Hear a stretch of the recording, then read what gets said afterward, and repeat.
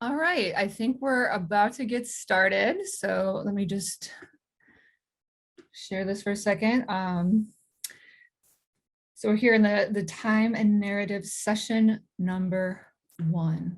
I want to welcome everyone to our first Division 3 showcase panel of this commencement season, organized around our time and narrative learning collaborative. My name is Michelle Hardesty. I use pronouns she or they, and I'm Associate Professor of U.S. Literatures and Cultural Studies here at Hampshire. I'd like to begin this event by acknowledging that we stand on Nonotuck land, and I'd also like to acknowledge the peoples who were historically here and their living descendants and relations, as well as our neighboring Indigenous nations, the Nipmuc and Wampanoag to the east, the Mohegan and Pequot to the south, the Mohican to the west, and the Abenaki to the north.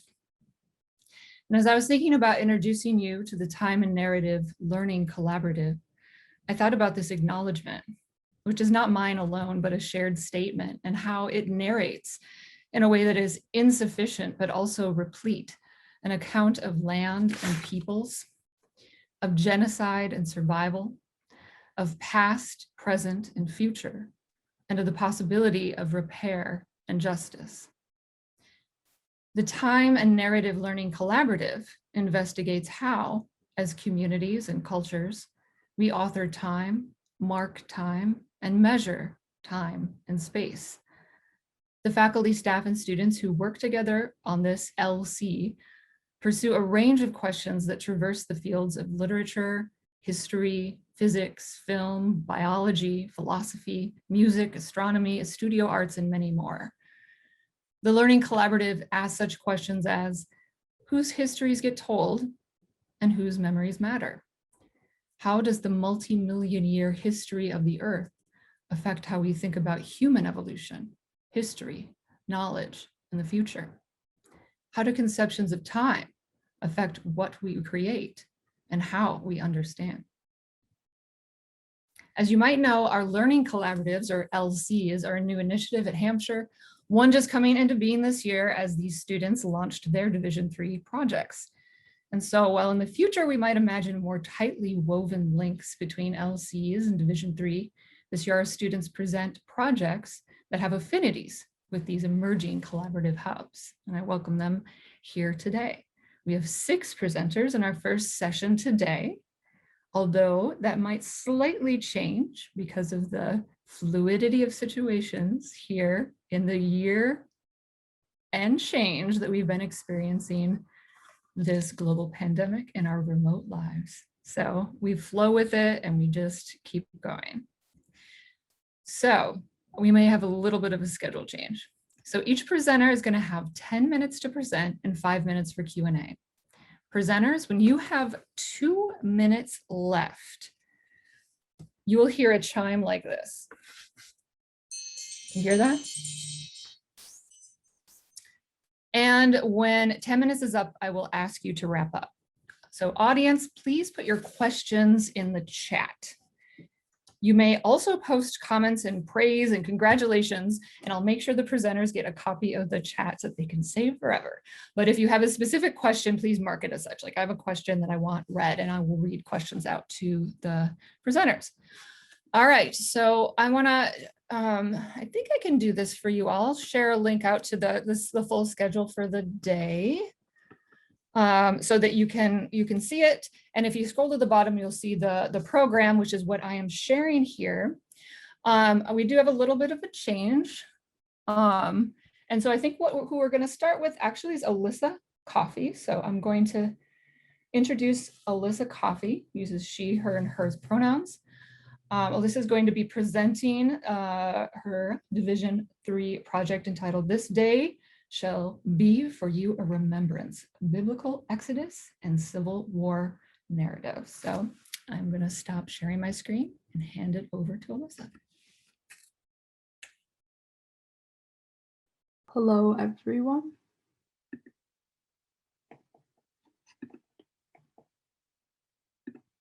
All right. Do you see my slides here? Yes. Great. Okay, so this is my Division 3 project This day shall be for you a remembrance, biblical exodus, and Civil War narratives. My Division 3 committee, Bob Maher and Jim Wald, I'm very grateful to both of them. This project proposes that the Civil War and the biblical exodus story can be read as parallels, and that doing so strengthens our understanding of each in its context. The first chapter, I have one short slide on each of the 5 chapters in my thesis, discusses the biblical Exodus narrative itself. Beginning with the beginning of the text itself, the very title of the book of Exodus, I propose that there are 2 names to read it. In the name Exodus in Latin and Greek refers to a word meaning the road out of Egypt. And in this way, it is clearly a plot-driven story. It refers to the events of the text themselves, whereas the Hebrew name Shemot means names. Hebrew books of the Bible are titled with reference to the first distinct word. So in this sense, the book of Exodus is not a narrative, a story, but it is a record of history. And the historical truth of the narrative is about memory and narrative itself, not objective facts necessarily. I think that the Exodus story is to the biblical canon what the Civil War is to the American historical canon. Each has these themes of preserving the memory, the event, to future generations. Each deals with the duality of enslavement and freedom. Each story is as much about enslavement and liberation, questions of divine redemption versus human action, as it is about what one does to create a new society after this cataclysmic event in which the paradigm going forward has been permanently changed. There is no return to the old way of being. And it brings up this question, what does it mean to read an ancient story as if one has a parallel role in the present? To talk about Exodus and the Confederacy and the secession, the secession of the Confederate States preceding the Civil War begin in the election of 1860 when Abraham Lincoln was elected. He was elected, all of his electoral college votes came from northern states alone. People in the South felt that their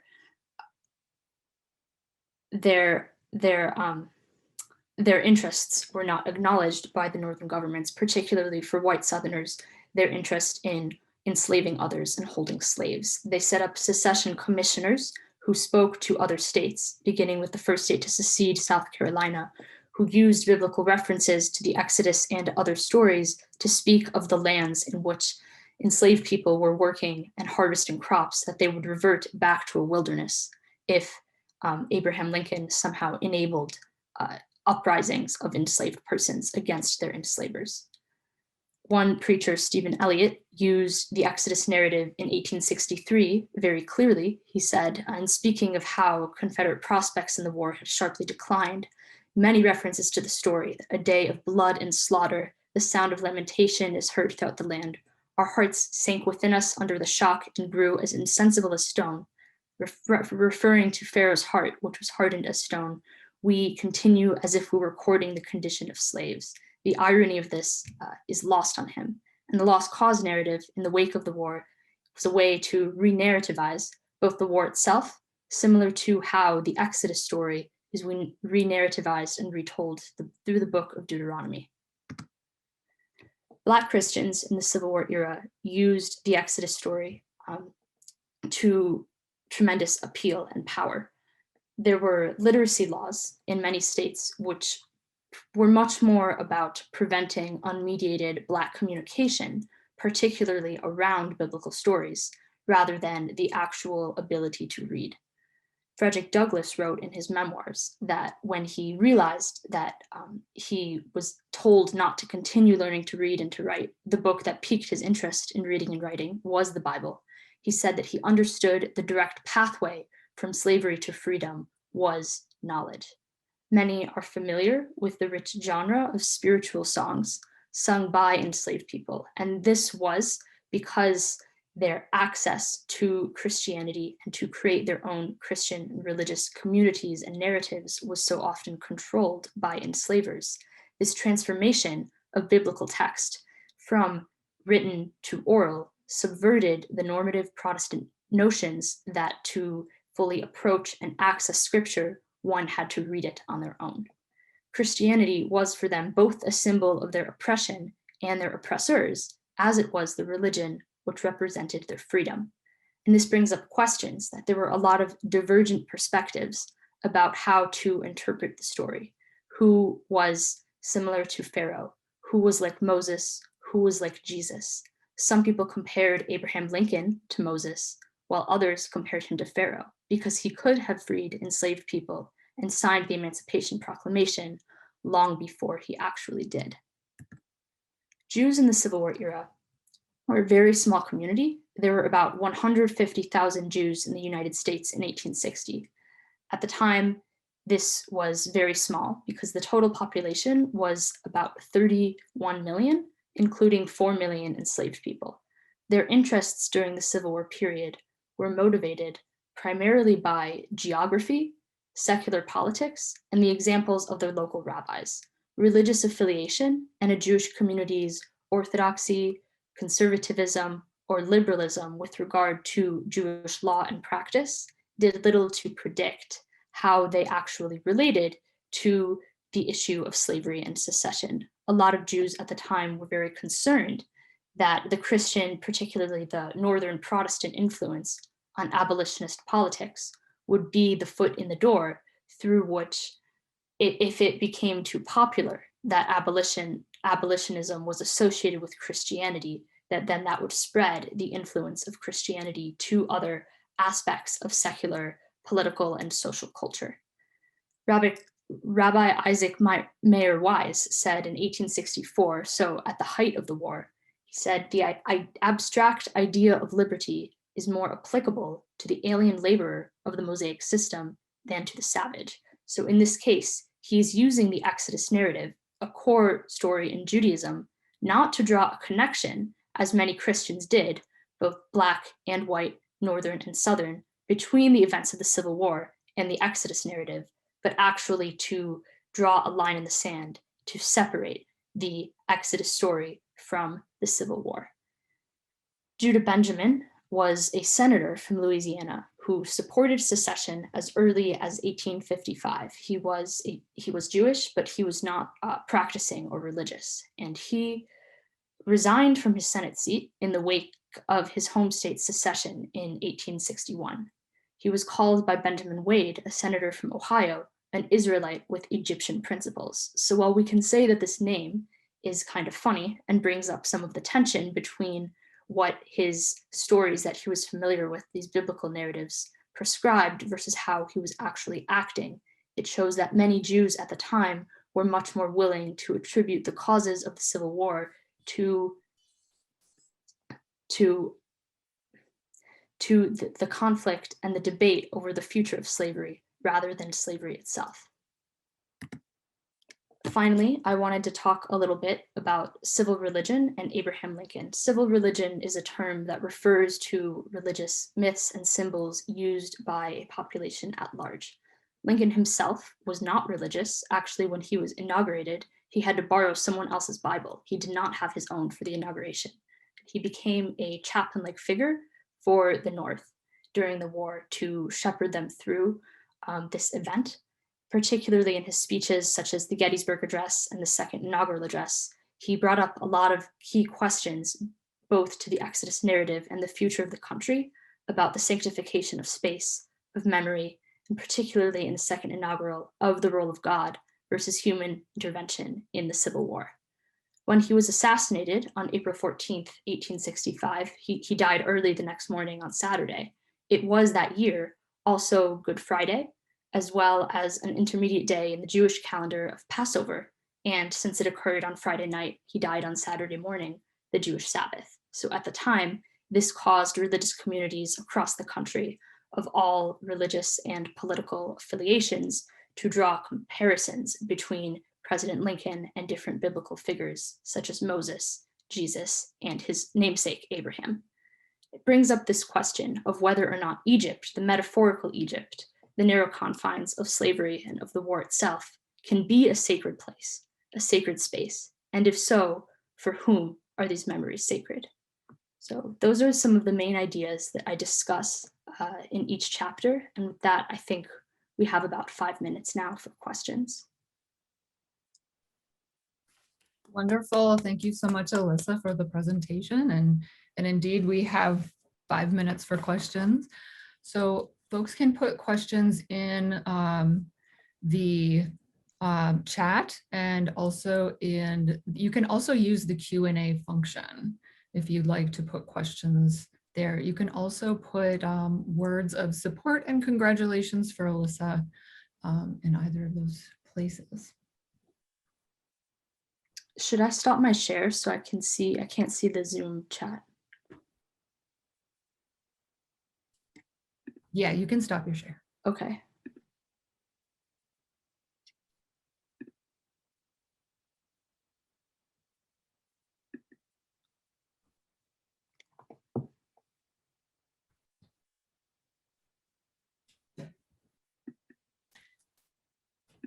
Well, I'll start with a question, which is what led you to take up this research question and settle on this as your Div 3, Alyssa?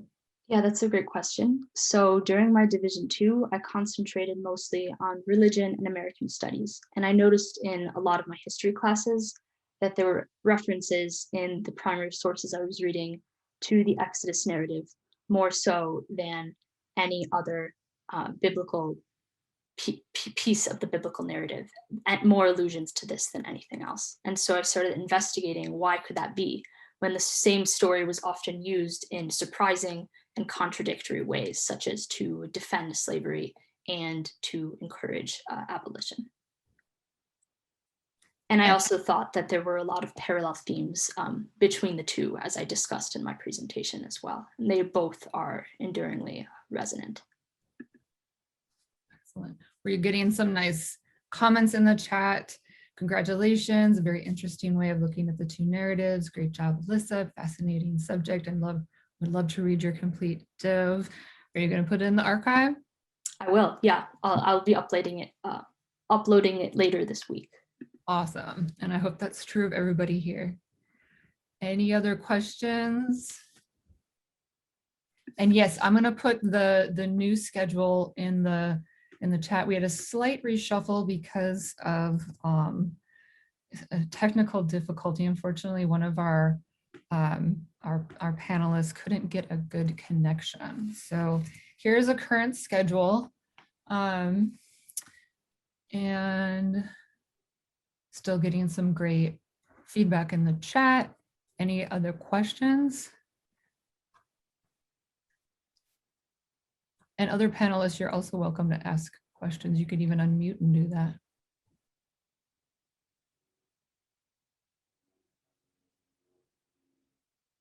Someone named Suzanne Coffey says they're very proud of you. Maybe relation. Thanks, Mom.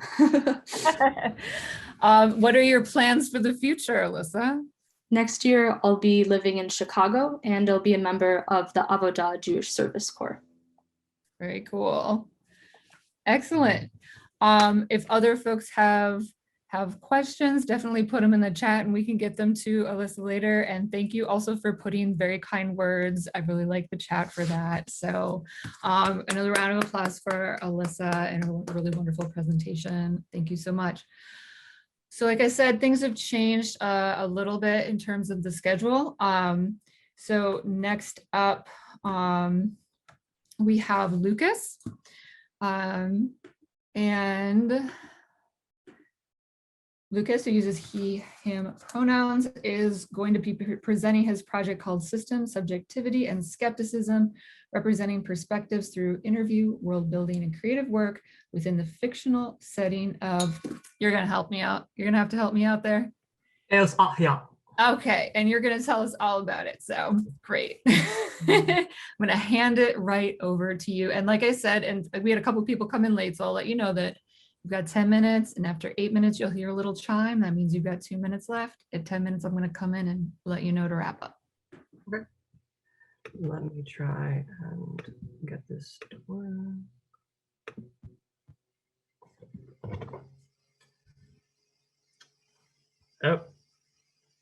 Oh no. Oh, it's breaking down. This was supposed to be done in the testing. Okay, well, that's not gonna do that then.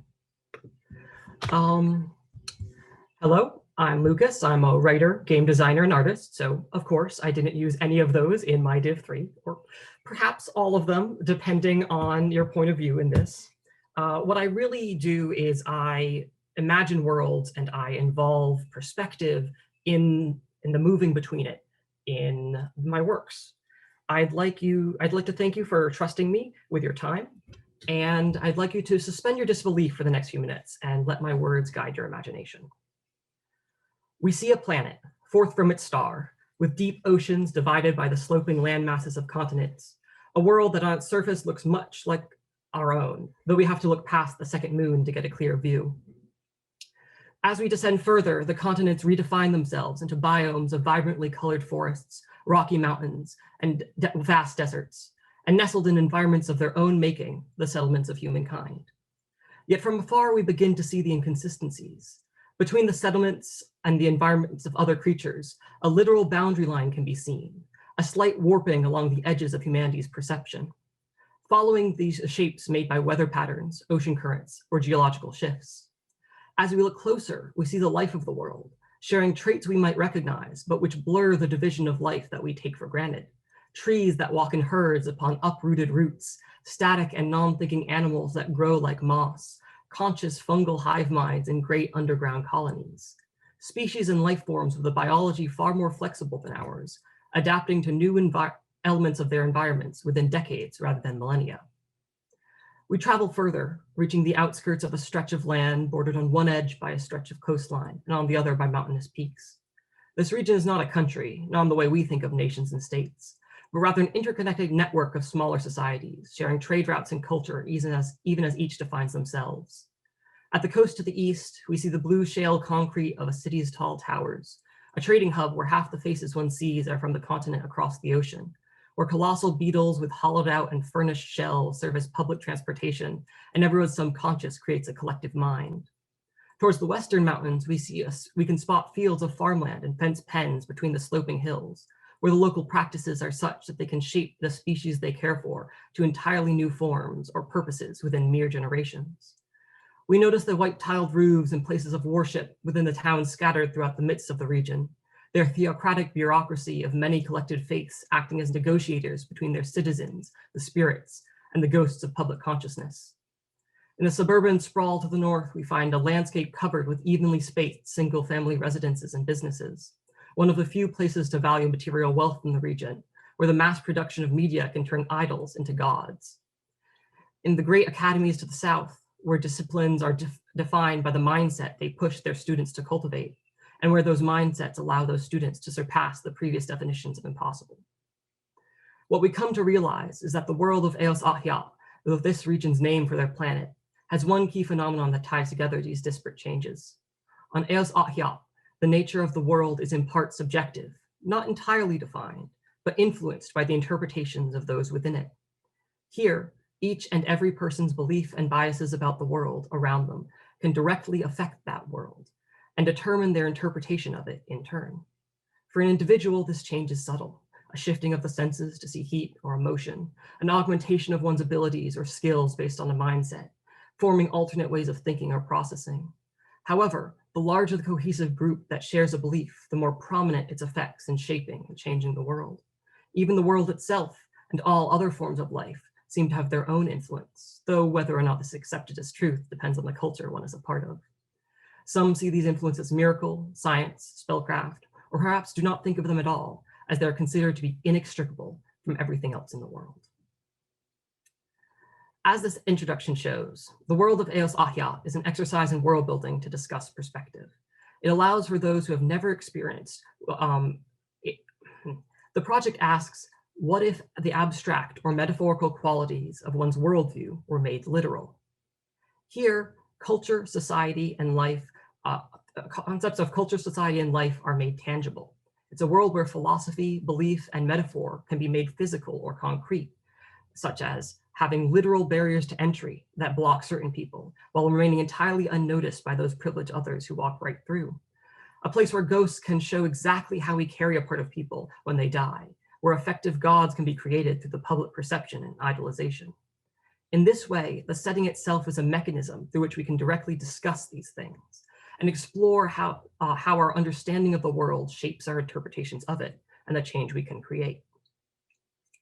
I've been fascinated by this dual lens of world building and perspective for a long time now, and they guide most of my work. I use world building to create fully complex settings, but more so than that, it's a mindset. It's a systemic way of understanding worlds, real or fictional, that allows us to see how they work in context of each other, all the elements in context of each other. In a similar way, I focus on,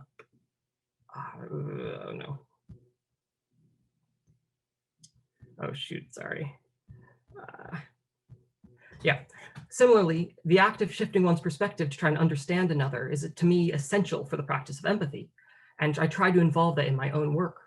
I remember stories as a kid realizing how each background character could have had their own story, followed their own life, and that in reality, it's the same. By drawing on multiple perspectives, allowing for the inclusion of character and experience, supporting narrative that people construct for themselves, I perpetuate this way of thinking through the media that I create, in the hopes of creating empathy through understanding. Ahia was always a world that supported this sort of literary metaphor for perspective, the furthering of world building and perspective that I found important. But to create that methodology, I needed to look beyond my own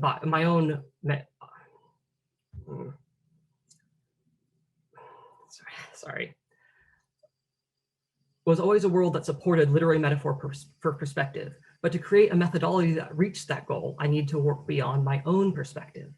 To support the complexity of worldview, I would need to create a setting that supported these directly, that involved it, that it perpetuated it through its creation. If I wanted to immerse the reader in these perspectives, I would need to have a format that guided them through it. If I wanted to look beyond my own perspective, I would need to use research. So I began with interview. Interviewing people, asking them to describe their worldview. Subsequent analysis of this grounded the systems that I created in ways in hopes to surpass my own bias through the experiences of others. This both expanded my own understanding, and I can't explain how much it means that others trusted me with their experience. But as a creator, I know there will always be bias in my work, and so it's in my responsibility to both be aware and to incorporate inclusivity as a point of design, to expand the capacity that my work might have through the very structures that create it. That's how I use the world building in this work. I take my integral theme of perspective and use both top-down and bottom-up methodologies to both build from the ground up the physics, the formation of the planet, the biology, the people, the cultures, the history, so that each system can involve things beyond what I might think of as to create a wide array of possibility for experiences to be had, and to create interactions that I would never have thought of on my own. In the same way, I involve the idea of literal perspective in every element of this project. And so in the end, it literally falls into various concrete creations of metaphor. With that groundwork laid, I created a creative format for each section to represent it. As often, research or world building of a project isn't really shown on its own, instead looked at as auxiliary to creative work. First, I created a research reflection where I carried forward the methodology and success and acknowledged the contributions of those who are willing to share. Second, a world booklet, a comprehensive collection of the elements of world building that allows people to understand both how these elements interact with each other, but also to expand for themselves what might be further elements of the world. How might they use the world to think about their own, to think for themselves.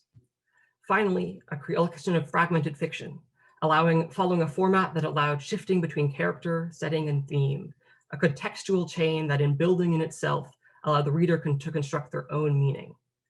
Each of these products had significance on its own, but it's in the combination of them, the multi-pronged approach, the interaction between them, that they create something more.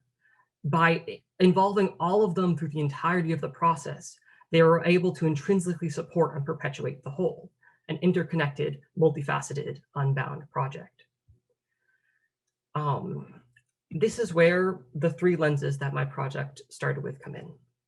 It's the culmination of these ideas, systems, the ability to understand things in context of others and themselves, that definitions are a product of our collective understanding, and that only in the interaction between perspectives can we gain a greater understanding. Subjectivity, the involvement of perspective, understanding that each has their own, and that there's no correct way to interpret, as each lens will have its focus and the things it is blind to. And skepticism, the understanding that one's view is by definition limited, the willingness to seek out new ways of seeing the world, and the flexibility to change oneself in response. Lucas, just to let you know, you're at 10, so you want to. Yep, sorry. Thank you. Yeah. At the end, each of these sections is as of now incomplete, but in my mind, they're greater for it, because it is the establishing of this process, this interaction and interconnection, that one can create more than anything on its own. It's not done, but when is anything ever? All that means is I have taken the first step along a long road that can only be revealed by the journey to get there. Awesome. Thank you so much, Lucas, for your presentation. We've got 5 minutes for questions, comments, accolades you can put in the chat. Looks like we might have something in the Q&A. Someone in the Q&A says, so interesting, Lucas, is your project interactive? Can one access it somewhere? Thanks and congrats. It will be soon. There needs to be some editing first, but yes, eventually they will all be submitted to the Hampshire Archive. Excellent. You're getting some great jobs, bravo. Question from Lucy McNair, who did you interview? A wide array. It was split between interview and questionnaire, one which was in person, one was a form. There was about 54 responses to the questionnaire, and then 6 direct interviews, specifically with people that contrasted each other to get a wide array of experience. Great. Are there other questions? And please do look at the chat so that you can see the accolades. And I also, of course, have a question.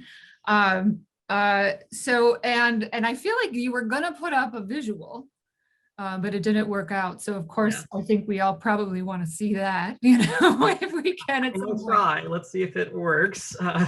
Or even if, well, I don't think we have time to go into that right now, but if maybe even if you had a link. This is it. It was just going to be a background as I talked. Oh, okay. Okay. Got it. All right. So you can stop sharing your screen now. But it does seem like we have a couple other questions. So I'll defer to them right now.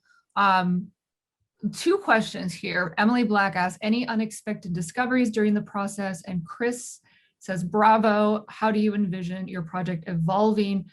In what forms of media? So unexpected discoveries, and how do you expect it to evolve?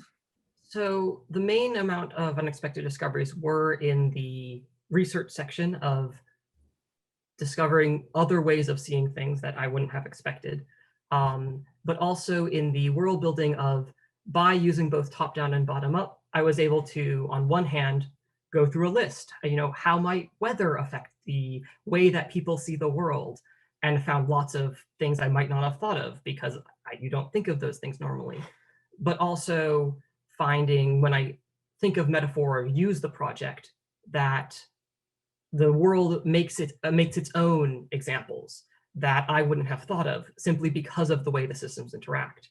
And finally, the process of creating is what allowed me to find the fragmented fiction and how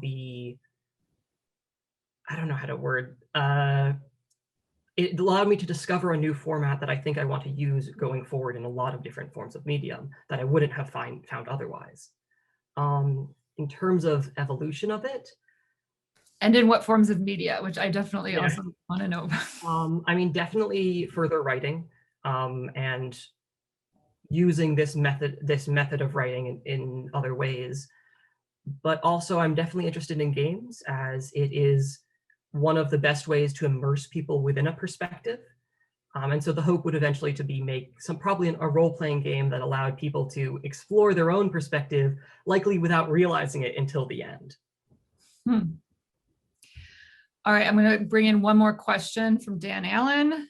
Question: do you plan on writing at all in this world? Seems like you kind of started to answer that, and if so, what story do you have in mind? Seems like you kind of have answered that, but do you have more to add? So there is definitely a piece of writing in the works for it, part of the creative work that will eventually be submitted. But it's very much focused on the lack of a story, if that makes sense. It is a piece of counter narrative trying to push against main character, against centralized plot or the need for conflict, where it's an exploration of the world and of the very many ways that the world can let you think about perspective or think about ways of being, ways of seeing. And by moving between them, pushing the reader to think for themselves, as opposed to focusing on any one person or perspective. All right, and Twile posted, it sounds like you're trying to game beyond the limitations of your own perspective, which I just had to, always has the best things to say. So wanted to put that out there. There's a lot of great stuff in the chat, so definitely check it out and let us know what you're up to as you move forward. And congratulations, Lucas. Again, Thank you very much. Applause. We, I think, are now back on the advertised schedule, so everyone can relax in that way. And next up, I'm going to introduce to you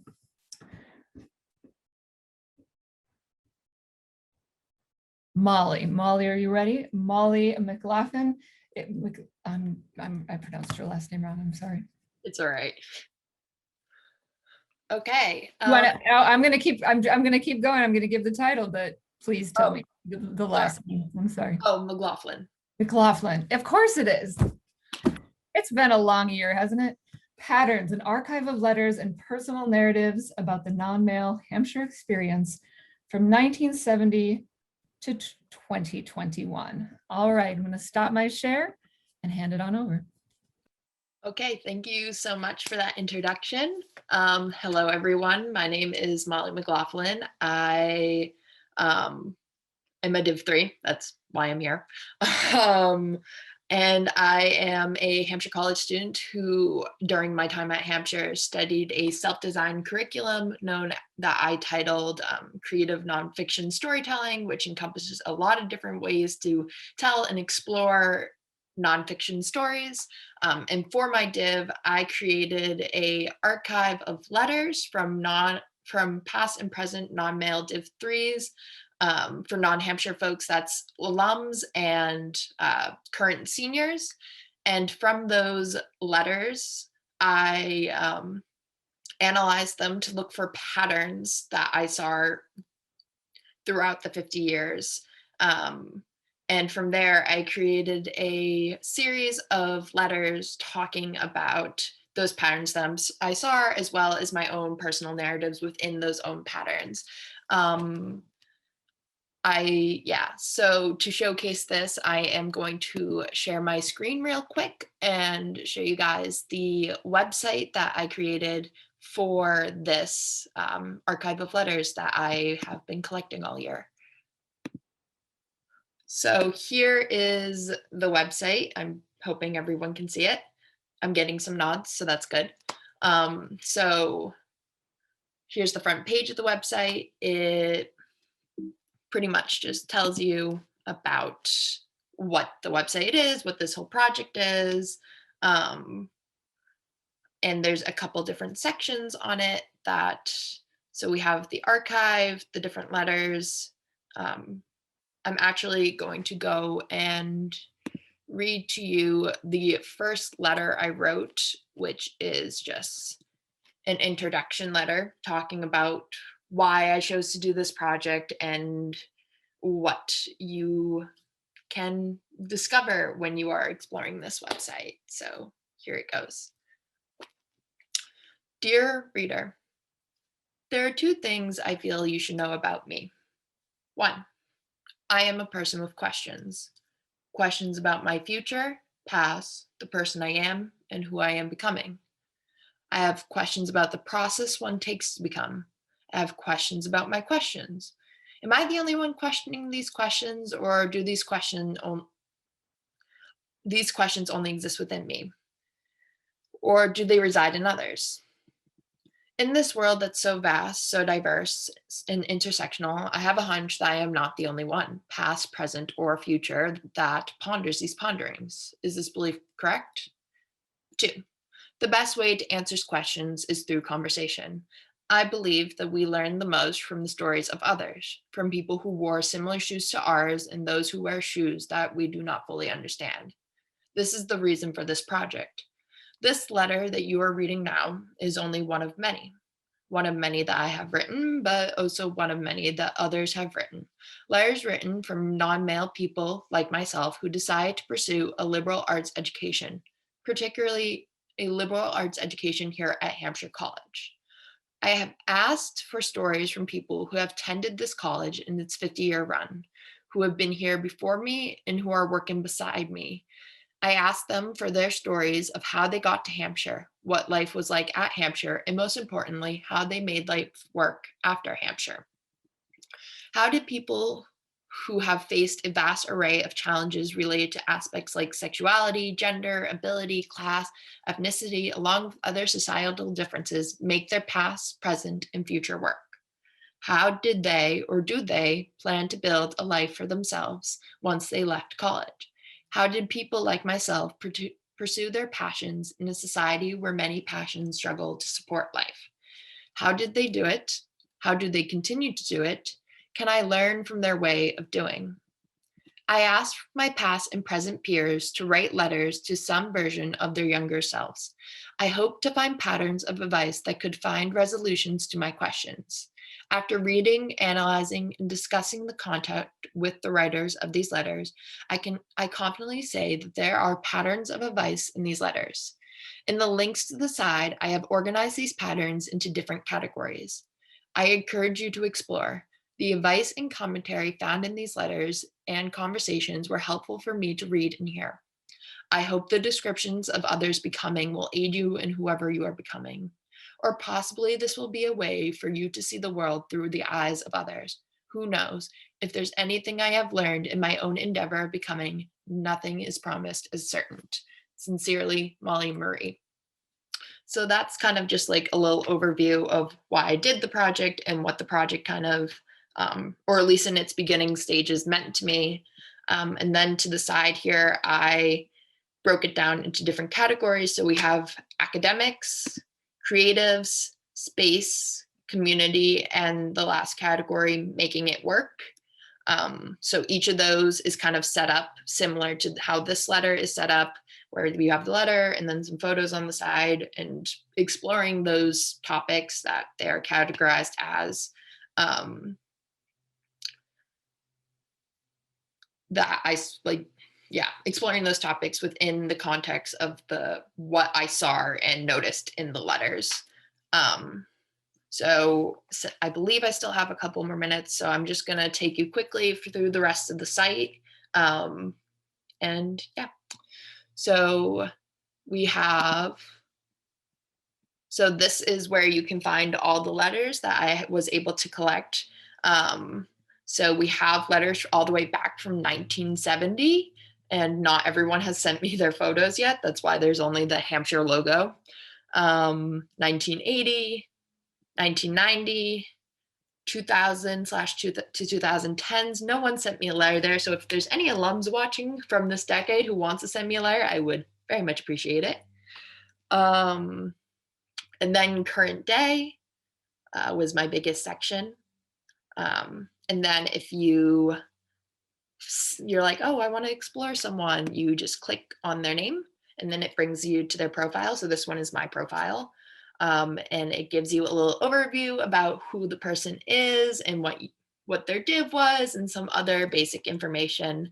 And then below that, I wrote a lot, is the letter that they wrote me. So you can read through those and explore. Then we also have a terms and phrases pages for you non-Hampshire folks who maybe become a little confused about what the heck we are talking about in our letters, because Hampshire's got a lot of wonky vocabulary. So I just go through the vocabulary that you might encounter within the letters, or within the letters that you find. So I go over like the 5 colleges program. I go over like the different dorms. I go over mod situations, places to eat on campus, places to get outside, academic buildings, schools of thought. So the way that we at Hampshire categorize our kind of ability to, we don't have majors, so this is how we organize ourselves. Places to work out, student centers, sound makers, and other places that we have on campus. So you can go and explore that there. And then, and I believe that is it. So I'm going to stop sharing my screen, and I believe we have some time for questions. All right, Molly, thank you so much. We have at least 5 minutes for questions. Also, accolades, comments, things can go in the chat as always.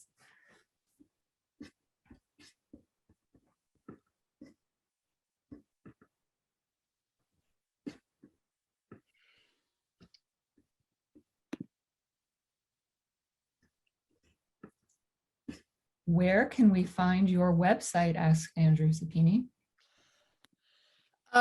Okay, so the website is Letters of Liberal Arts. I will actually just put the link in the chat right now.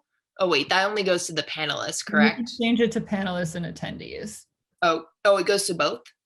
If you click on panelists, you'll see you can change it to panelists and attendees. Oh, awesome. Yeah, then I will put it into the chat, and you can get it there. But if you don't click on it now and you want to find it later, it is at lettersofliberalarts.com. You'd probably be able to do just a quick Google search to find it. But yeah. Great. In the Q&A, Jonathan Podolsky asked, how do you get the word out to find alums to provide letters? Yeah, so that was a process and a half to find people. So I originally started out in the Div 3 archives, just looking at names and different people's projects, just trying to find people. There was a lot of Facebook stalking that went on, not stalking, but like trying to just find people through like the alums page and a lot of different other resources. Definitely word of mouth from like my friends who were like, oh, I know this person who graduated a couple of years ago, you should reach out to them, and like that kind of stuff. So there was a lot of like different ways of networking. I also went through the Hampshire website. I forget the name of it, but like the one where it all connects us. I think it's only open to Hampshire students / alums. So yeah, a lot of networking through different mediums. All right, I'm going to come over to the chat and grab one of those questions from Alyssa. Do you envision this archive as a resource for future students? Yeah, I would absolutely love if students were able to come to it and find knowledge / like use it in a way that they can make it grow outside of the scope of what I have envisioned it for. I would love if more people interacted with it and were like, yes, let's do this with this. I don't know. I can't think of any examples of what students would do with it, but it would be cool. I would love to see what people come up with. And Ross asked, I'm sure there might be many, but was there a pattern that surprised you? Ooh, that is a really good question. I think I want people to read it, so I'm not going to spoil it, but I think like the overall pattern, like the question of how students make it work, which is like the last letter that I write, I think that pattern of kind of like, I mean, letter writers didn't explicitly say like, this is how you make it work in life, but like, just like by reading it over and over again and just being like, oh, yeah, it's very clear that Hampshire students have a very particular way of going about life after Hampshire, and that is how they make this work. And that was very fascinating to see, and something it was one of my driving questions, so it was very cool to see that kind of unravel. Is that easily summarizable? You can just give that graduation advice right now. I want people to read it. Go to the website. Yeah, exactly. Okay. Luke Gannon asks, what was something you learned from the letters that you'll take into the future? Oh, that is also a really great question. What is something? I definitely think, again, that last kind of piece of advice that I was mentioning last time, that something like that definitely came through from people writing, from people like writing these letters, and like the kind of like sorry, I am blank of words. Yeah, Hampshire students always find a way to make things work, and it's the tools that Hampshire has given us, and the tools that Hampshire has, like the academic, creative freedom and other types of freedom that Hampshire has given us to grow in the way that we need to, definitely progresses to after college. And I think that is the biggest thing I will take away from this. Yeah, well, you need to be also just working with admissions, man. That was a great, great thing, you know. And I feel the same way. As a professor, you're learning some really great skills in Div 3 that you can really take forward, and in the entire Hampshire education. As a non-Hampshire student, just a professor, I think that you're doing great stuff. So thank you, Molly. Round of applause. And we're all going to check out that website. And as someone who's interested in archives, I am excited that you did this project, and I hope that it can stay a resource for future students and others. All right, so we're gonna keep moving on here. And next up we have C. Ross. Just 1 second, let me put up our bio screen. And C. Ross is going to be giving a presentation on the project Collaborative Community Education in Motion. All right, I'll just stop that share and hand it over to you, Ross. Thank you. Like Michelle said, my name is Ross. I use they, them pronouns. My Division 3 project centered on learning, facilitating, and dancing through both the lens of and methods of care, play, and community. So to start off, I would like to invite you all a bit more into the shared community that we're in right now with a brief guided experience. So, hello, I hope you're well. If you're not resonating with that sentiment, I hope this guided score can offer an island of wellness to hold on to for a few minutes. Please get comfortable, whatever that means to you. You might be laying down, sitting, standing, or in some other position. For yourself, evoke comfort and safety to whatever degree feels right. You may close or lower your eyes, be off frame, or turn your camera off. I just ask that you can still hear me. And I remind you that you're still in control of your consent in this experience. So I want to ask you, what is supporting you physically, like literally? Answer this to yourself in your mind or quietly out loud. You're muted.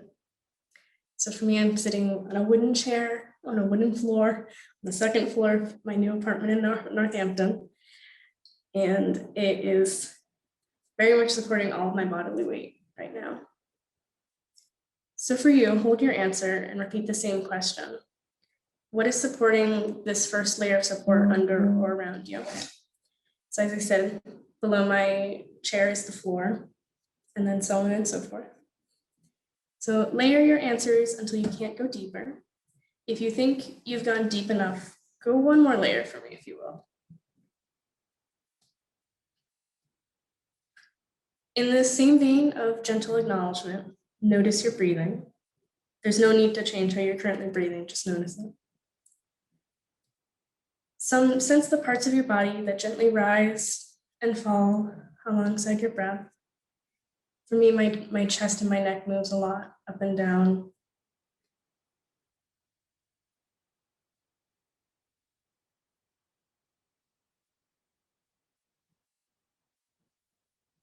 Contract on the out breath and expand on the in breath.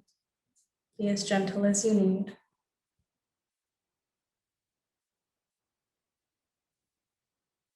At your own pace, practice this moving through and moving in, expansions and contractions.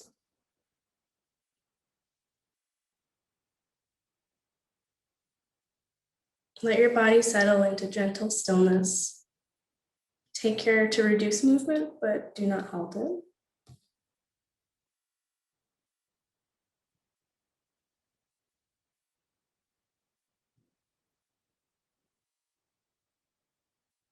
And wherever you are, that's good. However you're breathing, that's good. That's great.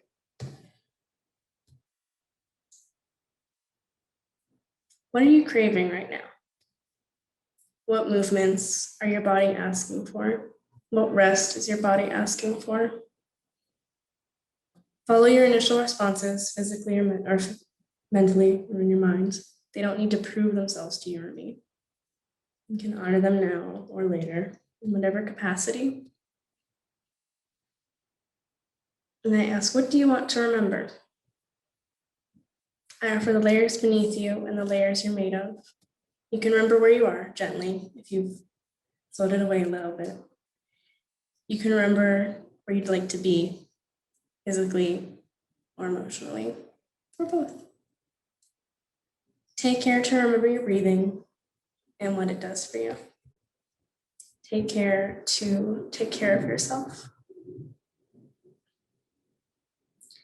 So feel free to take a bit of your time to arrive back, and I'm going to start sharing something. So I don't think we open doors for each other enough metaphysically, really, and I'll explain that more later. I don't think we care for each other enough.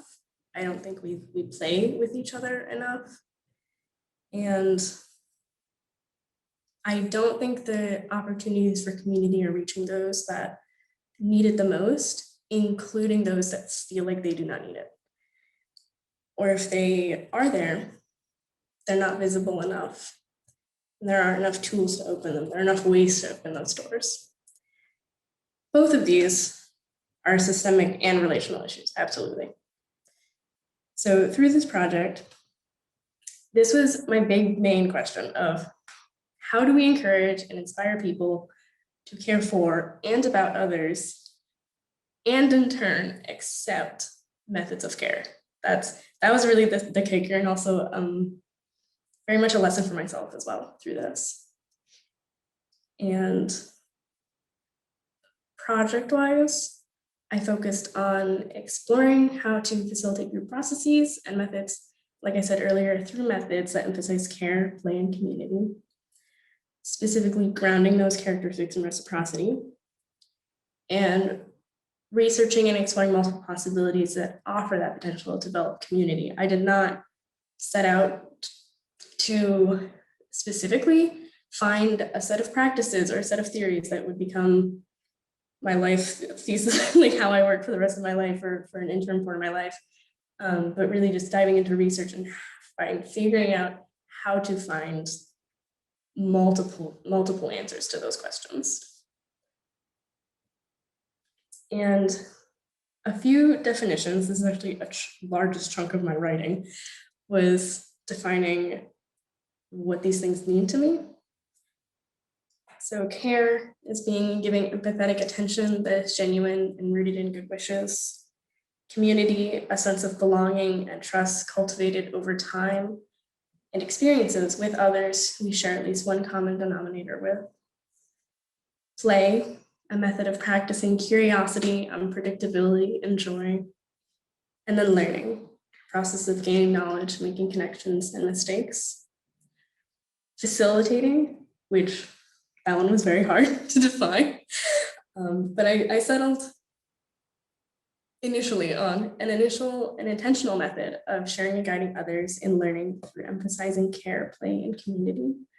And dancing, any bodily movement with intention, curiosity, moving to feel, explore, portray, and connect. So I had two main projects, kind of. One was 7 months long. It was called Opening Doors to Care, and this focused on building collaborative community over a long sense of time, recurring rehearsals, practicing acceptance with natural outcomes, and it had the goal to create a dance piece that showed in the concert this year. And then designing curriculums and group experiences was a 2-month process, roughly one planning, roughly one teaching. A big goal for that for me was enabling access to knowledge and focusing on empowering others to practice teaching during the series and beyond. So with each other as a group, and then afterwards, as it was during Jan term this year. So these are the 3 main goals of create an artistic piece, yes. Collaborative practice and reflect on emergent strategies, yes. And make intentional space for sharing concerns, needs, and wants. Yes. The big thing for that for me was making the dance space accessible, as a lot of folks feel like they have to have previous training or et cetera to be able to be a dancer. No, you don't need to. And this was the piece that we made. It was called I Spy. And it was a 6-person cast, including me, and it was all on Zoom. As in the dancing was on Zoom, it was all there. And I'll put in a link when I'm done in a second to where it might be visible later. And this was DCGE, or design curriculums, of really more for me of how do I like to facilitate best, how do I teach best, how do I plan my content, how do I find out my backup plans, discovering and developing processes and facilitating, and just more of a logistics side of it in praxis for me. And these are my main values: embodying simultaneous learning and teaching rather than prescribing to the affirmation that you have to be one or the other at one time. You can't be both. Valuing care and breaking away from prescriptions, and the Indigenous definitions of reciprocity and respect, and many other portions of that. Yes. And I will put these extra resources, because that's very important to me, in the chat. And these are my thanks. And thank you all for coming and joining. Excellent. Thank you so much, Ross. And yes, definitely put those links in the chat to the panelists and attendees so everybody can see them. And we've got 5 minutes for questions and comments and accolades. Give people a second to type them up into the chat. Oh, and also the performance. I'd be really excited to see that.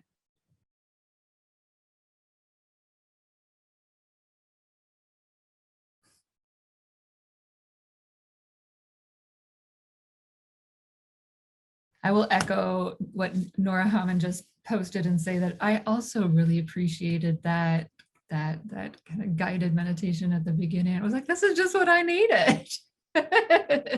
Thank you for inviting us into that. I hope everyone here also appreciated it. Any questions for Ross?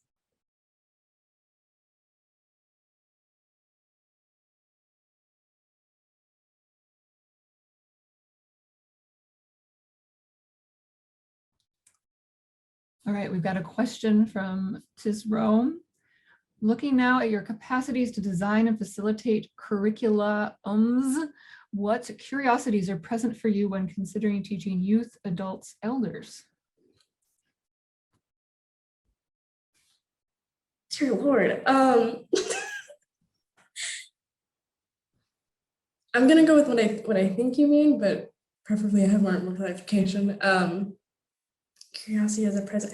I think overall the thing that I'm most curious about when I'm teaching engaging with others is I just want to know what other people are excited about. When other people are really excited and passionate, that makes me very happy. Not sure what, don't really care anymore. But I'm very, very interested in that. Yeah, that reciprocal relationship of learning and teaching simultaneously, which is what I'll leave for right now. All right, now we've got several questions, so let's get to them. Kat Milo asks, what's one thing that participants brought? Oh, actually it's from Jules. What's one thing that participants brought to both of your experiences that surprised you? The thing that, being completely honest, the thing that was most surprising to me was that people wanted to do work with me,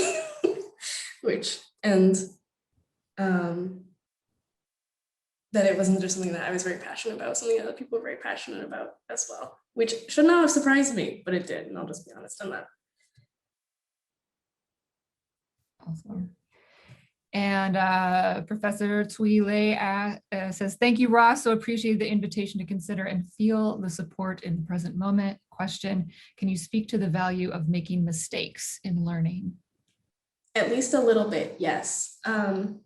I was taught very much that mistakes are part of the learning process, and also through this own research, that's something that I've come to my own conclusion as well, of like double checking, yeah, that's something that I actually think and agree with, in that you are going to learn through the mistakes, and especially if you're in an environment that supports the inevitability that there will be mistakes, then that is even better. And it's a way to go forward, and it's a way that our brains learn very easily, is making mistakes here and there. So remember,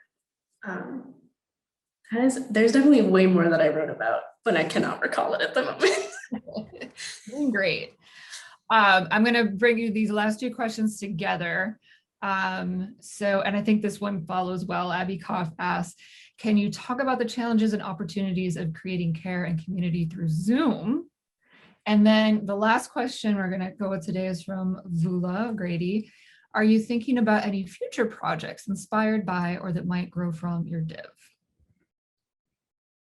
So first one is the Zoom challenges and opportunities, and the second one is what might grow.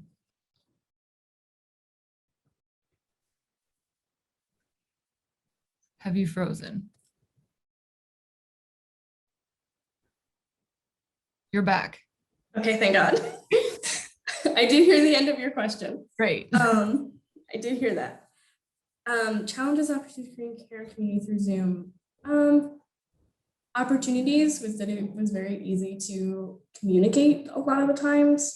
And yeah, it's one of them. Thanks. It was fairly easy to send something in the chat, or like send a link, or just that kind of managing it was much easier. And being able to see everyone all at once is definitely a plus. And that even if you're in a circle format, it kind of works and mostly does, but that's just a different thing that it'll be so hard to adjust to off of Zoom. Challenges was definitely I couldn't feel what people were trying to say non-verbally as easily, which did have some snowballing effects, but we worked it all out. And future projects, I want to do essentially Opening Doors to Care, the dance project again, and see what I might do differently, see what more work might come out of it, and I want to keep teaching.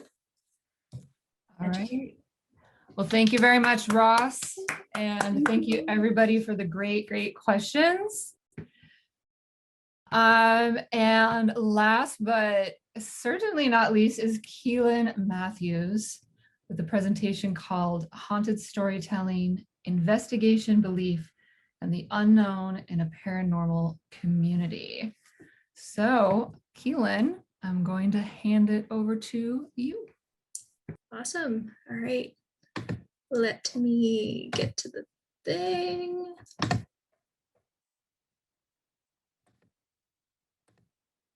Okay, we all good?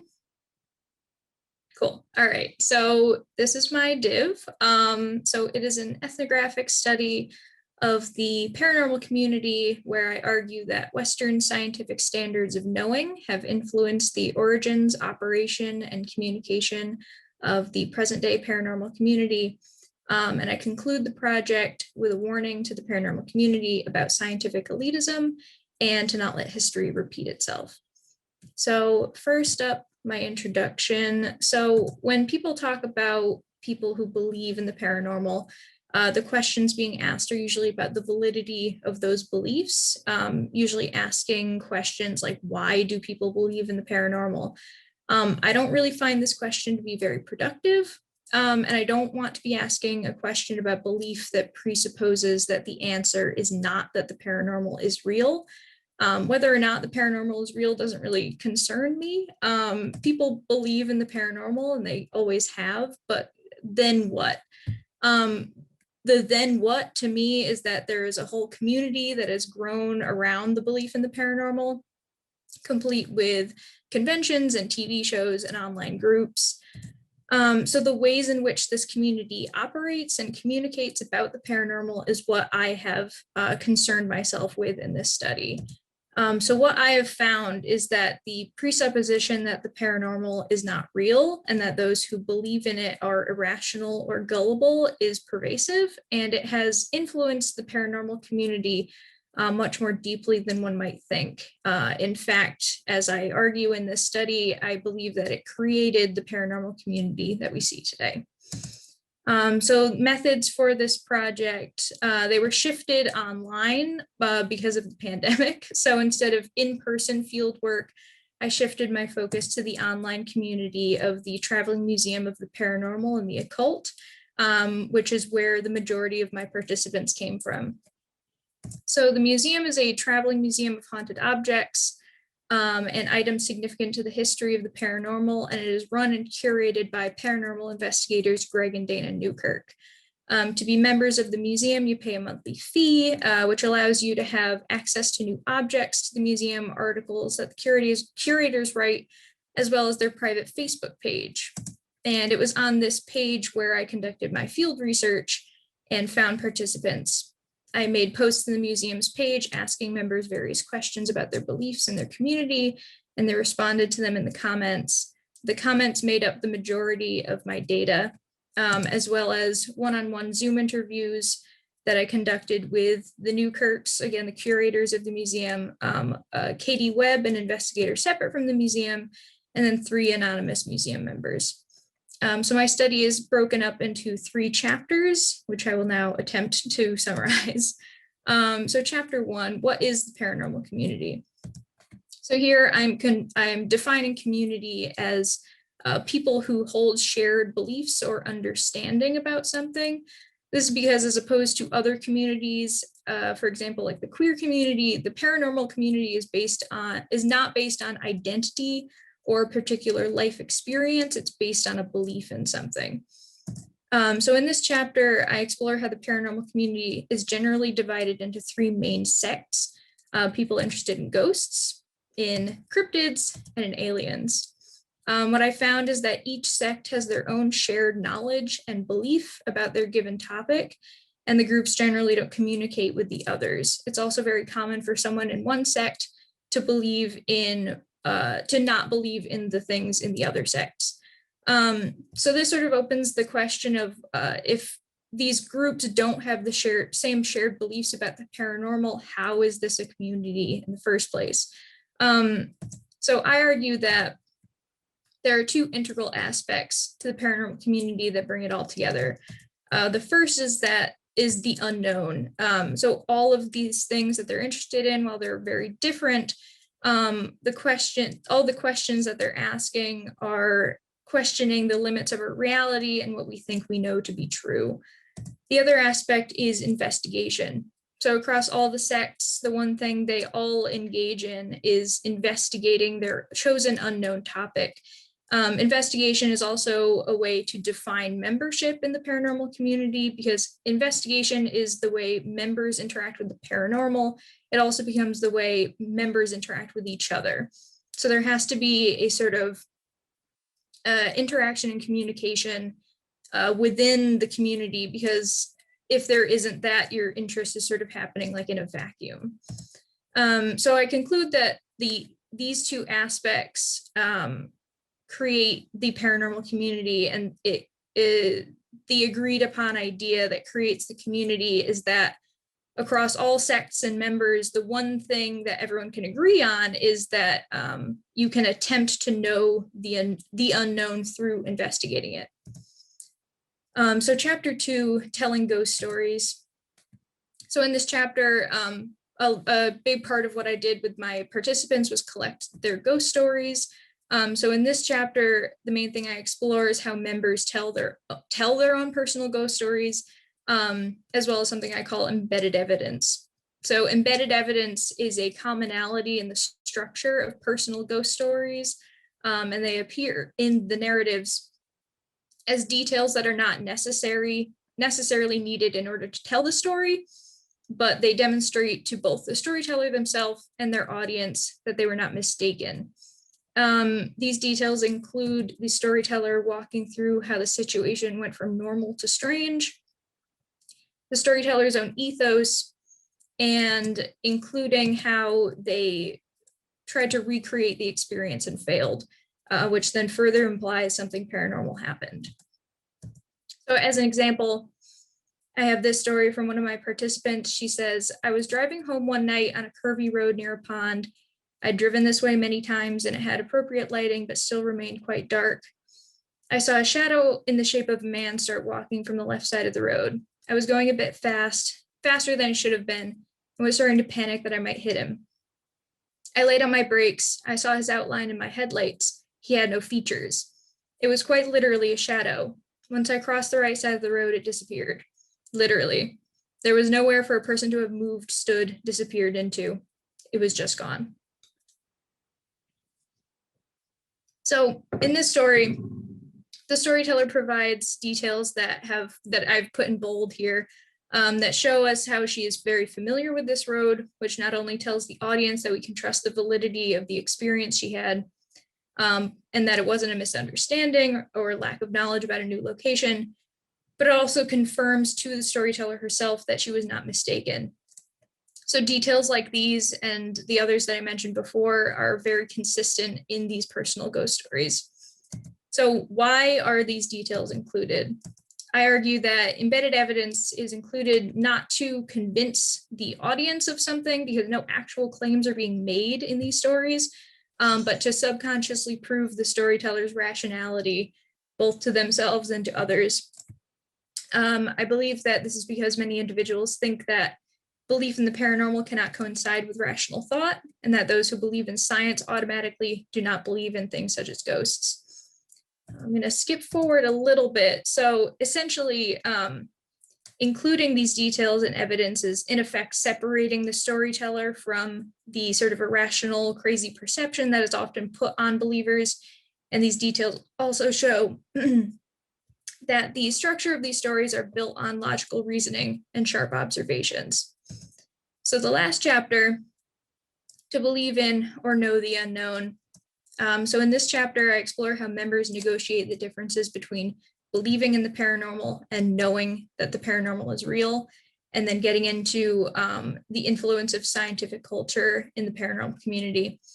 I'm going to skip over most of the content about believing versus knowing, because we just don't have time for that. The most important idea that I got from this is that most members of the paranormal community don't think it's possible to prove the paranormal in any significant way, besides on a personal level. Despite that, though, investigation is very important to the community, and it utilizes many features of scientific methodologies you would use in an attempt to prove something. So why is investigation so important if members don't believe that science can prove the paranormal? I believe that this is because it's a widely accepted idea that belief in the paranormal is inherently irrational, which is an idea that, sorry, one second.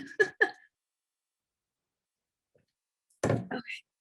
An idea that became popular during the Enlightenment era, in which scientists described religious or supernatural belief as something only primitive or uneducated people would hold, and that eventually science would replace any and all belief in the supernatural. In this era, the opposition to the church began as a necessary rebellion against oppressive institutions, but it soon became a racist and classist attack fueled by colonial ideas of cultural progress against both religious and folk belief. So science has not replaced belief in anything supernatural or religious, but these ideas have morphed into the scientific elitism of today. And I believe, so some people in the scientific community don't think that science or irrationality, supernatural, they believe that believing in the supernatural is irrational. And then on the other side, people in the paranormal community don't seem to think that that science can prove the paranormal. But we see that the paranormal community is utilizing scientific methodologies in their community. So I argue that this is happening because of the combination of cultural pressures, assuming belief in the paranormal is inherently irrational, and the Western cultural idea of science being the ultimate process of knowing. So the paranormal community either subconsciously adopted or assimilated to this standard, resulting in investigation and the scientific process being at the core of the community. So in other words, science did not replace the paranormal, it became a tool in attempting to prove it. But the roots, All right, so it's gonna be time to wrap up. I know. just all right. Try to go as quick as you can, and then I'll get through this slide and then I'll be done. So the roots of racism and colonialism are still very present in the use of science in the paranormal community. And it results in investigations that mirror colonial era expeditions and prioritizing evidence to the point of disregarding and belittling personal narratives and beliefs that don't conform to Western scientific standards of knowing. So this way of thinking is only going to lead to damage and gatekeeping within the community. And this is the warning to the paranormal community at the end of this project that it cannot be allowed to progress any further. So I will stop there. Excellent. It's important to get to this last slide. As the member on Keelan's committee, I want to make sure you get there. Thank you so much, Keelan, for a fantastic presentation. And we're gonna stay over a couple minutes. The next set of presentations start at 3:30 for questions, comments, accolades. So please hang out for just a second to give those to us and give some questions to Keelan. All right, so Dan Allen says that this was super interesting. What is your personal relationship with the paranormal / what is your definition of paranormal? So my personal connection, I really enjoy the paranormal. I think it's a really fun time. I sort of started with being terrified of the show Ghost Hunters when I was a kid. And sort of from there, I've just gotten more like comfortable with the idea. I don't know if the paranormal is real. Like I said, I just think it's a fun time. And I think part of what, at least for me and my participants in defining the paranormal, is like the idea of the unknown. We're asking questions that are either impossible to answer or are very unlikely to be answered at some point. So ghosts, aliens, all of those kinds of things. Thank you. Other questions?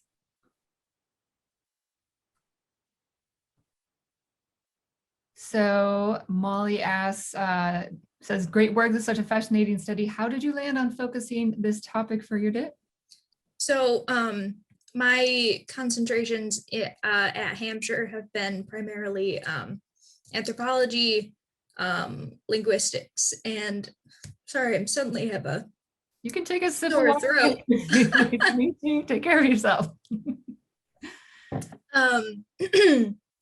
So my concentrations have been anthropology, linguistics, and literature, sort of like storytelling in general, as well as decolonial methodologies.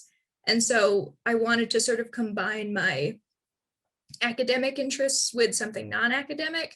And because I like the paranormal, and I've been part of the museum group for a couple of years, and I knew that I had people that I had connections with that I could talk to about it, sort of combining these two like very prevalent interests in my life to create this project. And I wanted to make sure I would be able to be interested in it for over a year. So Excellent. Well, there's lots of great comments and accolades in the chat. And like I said, if